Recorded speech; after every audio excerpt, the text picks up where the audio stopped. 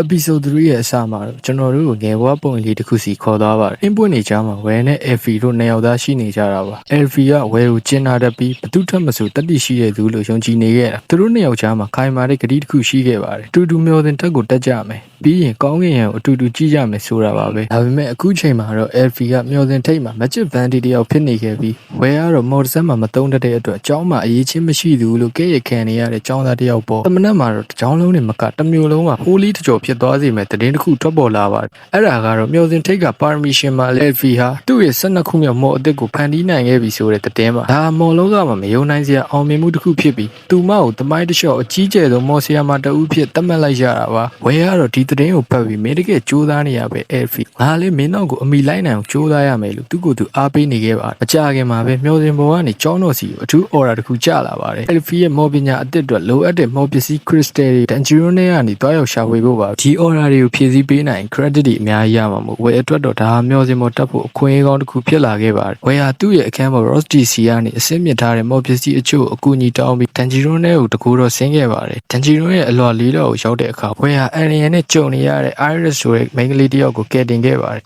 ။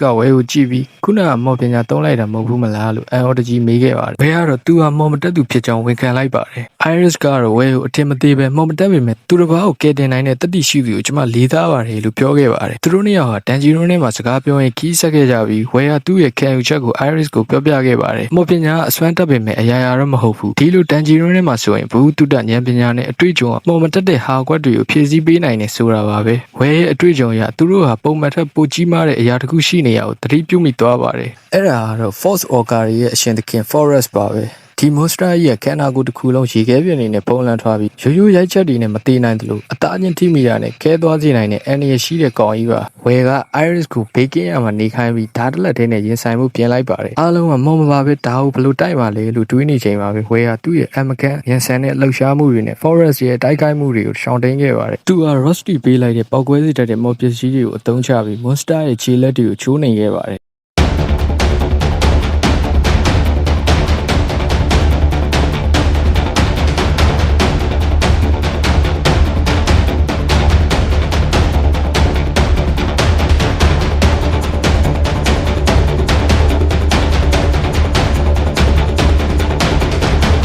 နောက်ဆုံးမှာတော့သူ့ရဲ့ဓာတ်ချက်နဲ့အတူ monster ရဲ့အားနည်းချက်ကိုတိတိကျကျထိုးနှက်ပြီးနှိမ်နင်းလိုက်ပါတော့တယ်။ဒါမော်မဲ့သူလူအများသမုတ်ထားတဲ့ဝဲရဲ့တကယ်စွမ်းရည်ကိုပြလိုက်တာပါပဲ။ဝဲရဲ့ဒီတိုက်ပွဲကိုမျောစင်ထိတ်ကမချစ်တန်းတွေကလည်းစောင့်ကြည့်နေခဲ့ပါတယ်။အချို့ကမော်မတက်သူကငါတို့စီကိုတက်လာချင်တာလားလို့အထင်သေးတယ်လို့ပြောကြပေမဲ့အချို့ကတော့ဝဲရဲ့ထူးခြားတဲ့စွမ်းရည်တွေကိုတတိထားမိသွားကြပါတယ်။အထူးသဖြင့် Elfie ကတော့ဝဲဟာသူမရှိကိုတလန်းချင်းတလန်းလာနေပြီဆိုတာသိတဲ့အတွက်မျက်ရည်လေးတွေဝမ်းသာနေခဲ့ပါတယ်။ကဲမော်ပညာနဲ့ဓာပညာကြားတိုက်ပွဲမှာဝဲကတော့သူ့ရဲ့အရေးချင်းတွေကိုတသိပြနိုင်ခဲ့ပါပြီ။သူဟာမျောစင်ထိတ်ကိုတက်လန်းပြီးသူ့ရဲ့ချစ်သူငယ်တကယ်ချင်း Elfie နဲ့ဆုံသီးနိုင်ပါမလား